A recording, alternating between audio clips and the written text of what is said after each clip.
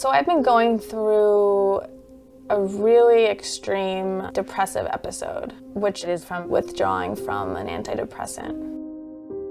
Growing up, I never had depression, but I had issues with anxiety, specifically OCD, obsessive compulsive disorder.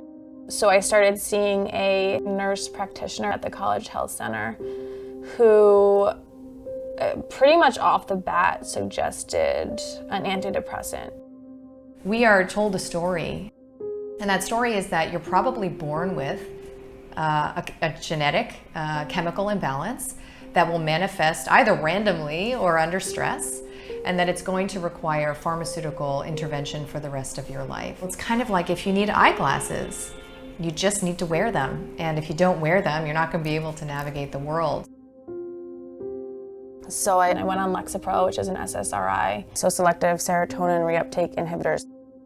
I had night sweats, definitely sexual side effects, making you disinterested, things like that, just kind of dulling everything. It made me indifferent. And then fatigue, which became a big interruption in my life. Really hard to not go to bed at 7 p.m. because if you can get to sleep, that's the only time that there's sort of relief.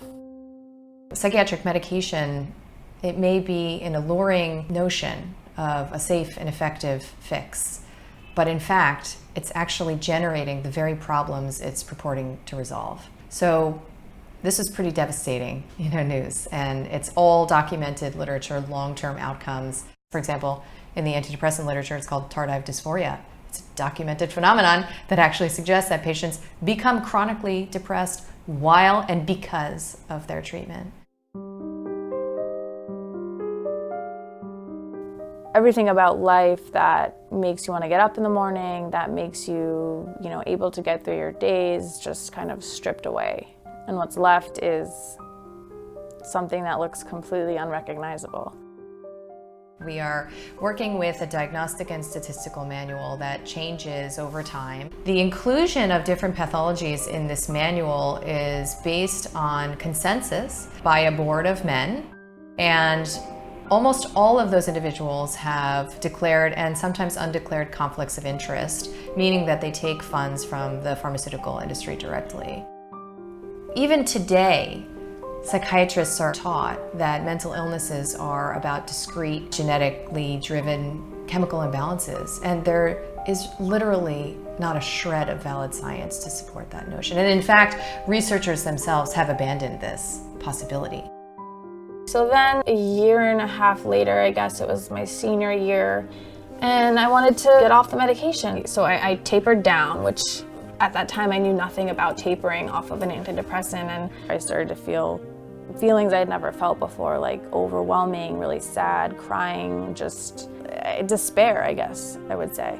But what's interesting is that it wasn't like I had a spike in my OCD, anxiety, compulsions. It was a different kind of set of feelings. This is not a relapse. This is a withdrawal phenomenon. So in the chemical withdrawal process, the symptoms can range from neurologic, what are called brain zaps, for example, which is a sense of an electrical rush up your spine, to psychiatric symptoms, tearfulness, hopelessness, intensely dark mood, suicidality, even homicidality. Patients struggle often in new and different ways clinically when they come off of a medication than they ever did before they went on medication. The results of this withdrawal have been pretty huge on my life.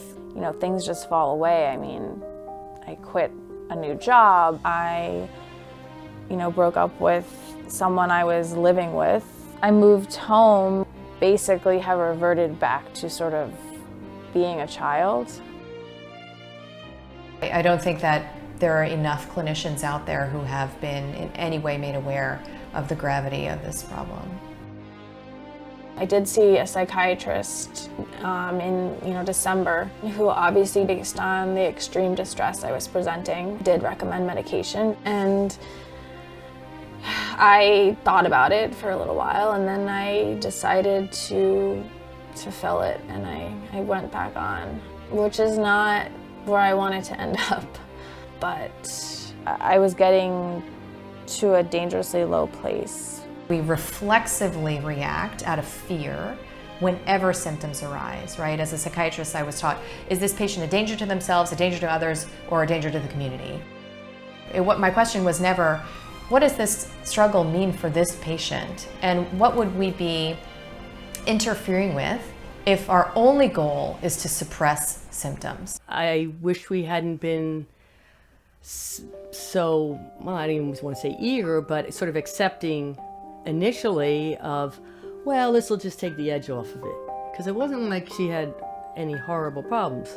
And it's not like we're a family that turns to medication a lot, so I almost felt like I was being enlightened. I wasn't being one of those people who says, oh, no medication. This is something that is not treating an underlying condition of my own, but that is restoring a drug that I grew dependent on. You know, the depression I feel now, the feelings I feel now are far worse than the original condition I went on medication for. What I wish they would have said is that it might be really hard for you to get off these drugs, and you might never get off. That's what they should have said.